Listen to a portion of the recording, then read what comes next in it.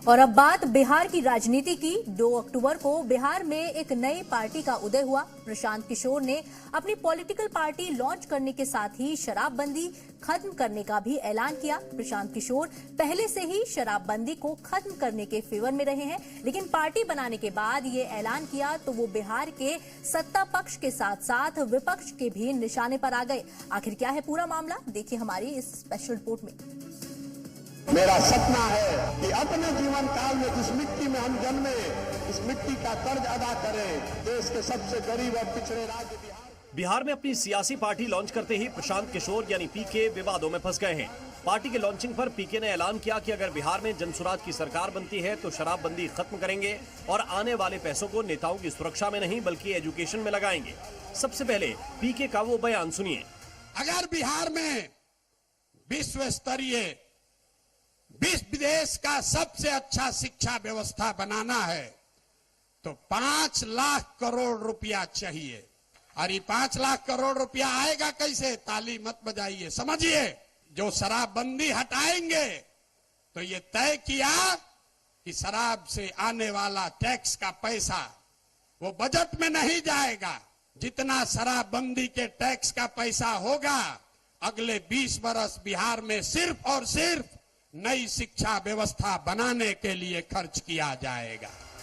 शराबबंदी को खत्म करने के ऐलान के साथ ही प्रशांत किशोर अब विरोधियों के निशाने पर आ गए हैं। सत्ता पक्ष और विपक्ष को प्रशांत किशोर ने एक कर दिया।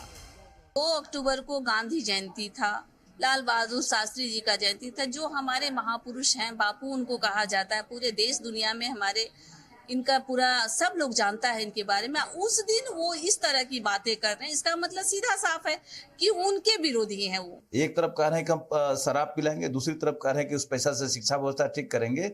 हमारा सीधा कहना है कि अगर जो घर में शराबी होगा, जिसका बाप शराबी होगा, उसका बेटा कैसे पढ़ सकता है? घर में अमन चैन रहेगा नहीं। दरअसल बिहार में शराबबंदी एक बड़ा मुद्दा है जिसको लेकर सभी पार्टियों का एक ही एजेंडा है, लेकिन प्रशांत किशोर इस मुद्दे पर अलग खड़े हैं। शराबबंदी को खत्म करने पर अड़े हैं। दरअसल छपरा के सीताबदिरा में 2009 में शराबबंदी को लेकर आंदोलन शुरू हुआ। आंदोलन बड़ा होने लगा तो नीतीश कुमार ने 1 अप्रैल 2016 को शराबबंदी लागू कर दी थी। दरअसल जब नीतीश कुमार ने शराबबंदी की थी तब सभी पार्टियों का समर्थन मिला था। किसी पार्टी ने इस फैसले का विरोध नहीं किया था। इसलिए अब प्रशांत किशोर जेडीयू और बीजेपी के बाद विपक्ष में बैठी आरजेडी और कांग्रेस के निशाने पर हैं। शिक्षा और शराब एक साथ नहीं हो सकता। गांधी जी का अपमान मत करिए। गांधी जयंती के दिन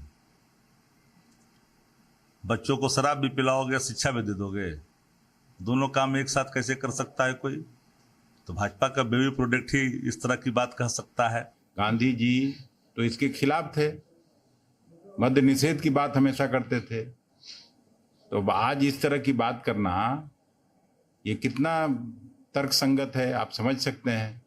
एनीवे, अभी उनकी कड़ी परीक्षा है। परीक्षा में पास हो जाए तो अच्छी बात है। वहीं शराबबंदी खत्म करने के पीछे प्रशांत किशोर का तर्क है कि बंद होने के बावजूद बिहार में हर जगह अवैध तरीके से शराब बेची जा रही है, जिसमें कई बार जहरीली शराब की वजह से हादसे भी हो चुके हैं। साथ ही बिहार जैसे पिछड़े राज्य को शराबबंदी की वजह से 20,000 करोड़ का नुकसान हो रहा है। इसलिए प्रशांत किशोर शराबबंदी खत्म करना चाहते हैं और जो पैसा आएगा उसको वो सिर्फ शिक्षा में लगाना चाहते हैं। फिलहाल ऐलान तो कर दिया है, जिस पर हंगामा भी शुरू हो गया है, लेकिन ये नियम तो तब लागू होगा जब जनसुराज सरकार में आएगी, जिसकी उम्मीद बिहार में फिलहाल शायद ही किसी को होगी।